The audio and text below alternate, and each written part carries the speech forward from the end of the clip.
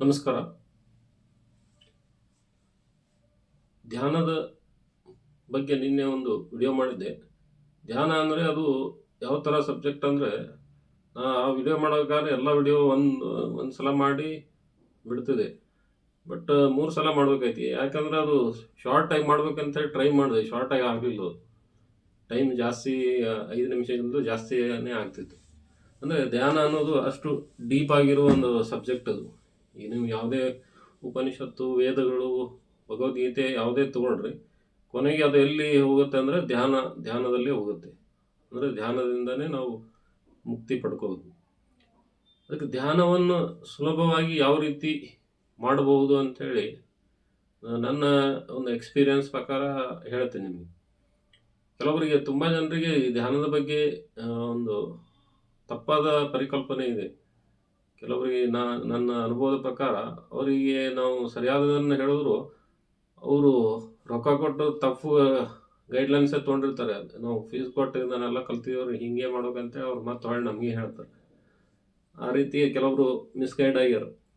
ಅಂದ್ರೆ ಅವ್ರೇನು ತಿಳ್ಕೊಂಡಾರ, ನಾವು ಏನು ಈ ಬಯಕೆಗಳನ್ನ ಮಾಡ್ತೀವಲ್ಲ, ಬಯಸ್ಕೊಂಡು ಅದನ್ನೇ ನೆನೆಸ್ಕೊಂಡು ಅದನ್ನೇ ಆಲೋಚನೆಗಳು ಮಾಡ್ಕೊತಿರೋದು ಧ್ಯಾನ ಅಂತ ತಿಳ್ಕೊಂಡ್ರು. ಆ ಥರ ಮಾಡ್ಬೇಕಾದ್ರೆ ಧ್ಯಾನ ಏನಕ್ಕೆ ಮಾಡ್ಬೇಕು? ಏನು ಅವಶ್ಯಕತೆ ಏನಿಲ್ಲ.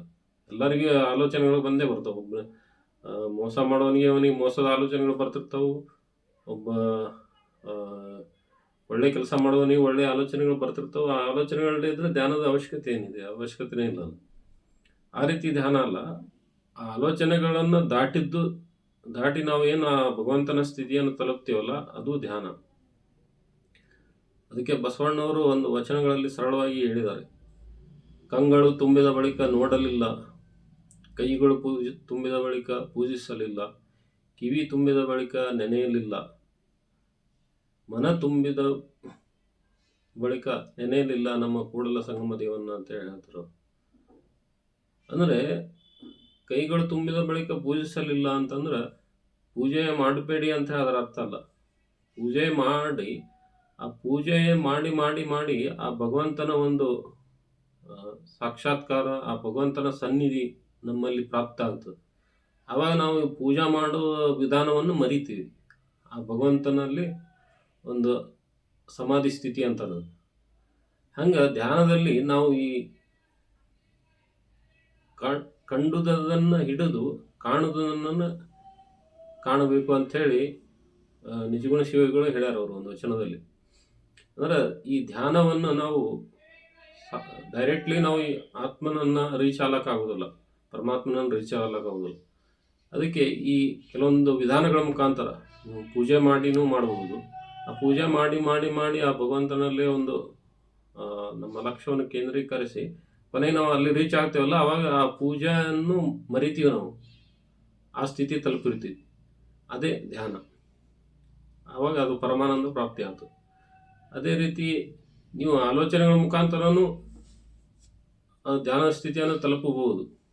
ನಾನು ಅದ್ರ ಬಗ್ಗೆ ಒಂದು 2-3 ದಿವಸ ಜಸ್ಟ್ ಒಂದು ಥಿಂಕ್ ಮಾಡಿದೆ. ಈ ಸಾಮಾನ್ಯವಾಗಿ ಆಲೋಚನೆಗಳು ಮಾಡ್ತಿರ್ತಾರಲ್ಲ, ಅವ್ರು ಹೆಂಗೆ ರೀಚ್ ಆಗ್ಬೋದು ಅಂತ.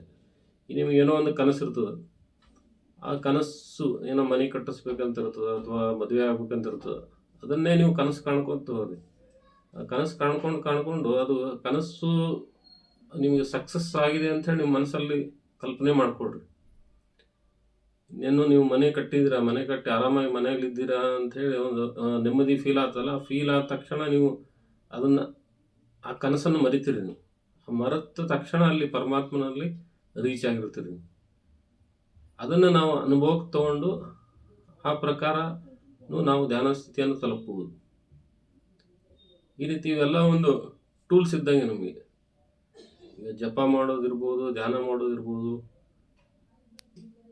ತಪ ಮಾಡೋದು, ಭಗವಂತನ ಸೇವೆ ಮಾಡೋದು, ಇವೆಲ್ಲವುಗಳ ಮುಖಾಂತರ ನಾವು ದಾರಿಗಳು. ಈಗ ಬಿಜಾಪುರಕ್ಕೆ ಹೋಗ್ಬೇಕಂದ್ರೆ ನಾನಾ ದಾರಿಗಳು ಇರ್ತವೆ. ಗುಲ್ಬರ್ಗ ಮೇಲೂ ಹೋಗ್ತೈತೆ ಟ್ರೈನು, ಆಮೇಲೆ ಹುಬ್ಳಿ ಮೇಲೆ ಹೋಗ್ತೈತಿ. ಹಿಂಗೆ ಬೇರೆ ಬೇರೆ ರೂಟಲ್ಲಿ ಹೋಗ್ತಾವೆ. ಆದರೂ ಹೋಗಿ ತಲುಪೋದು ಇಲ್ಲಿ ಅಲ್ಲೇ.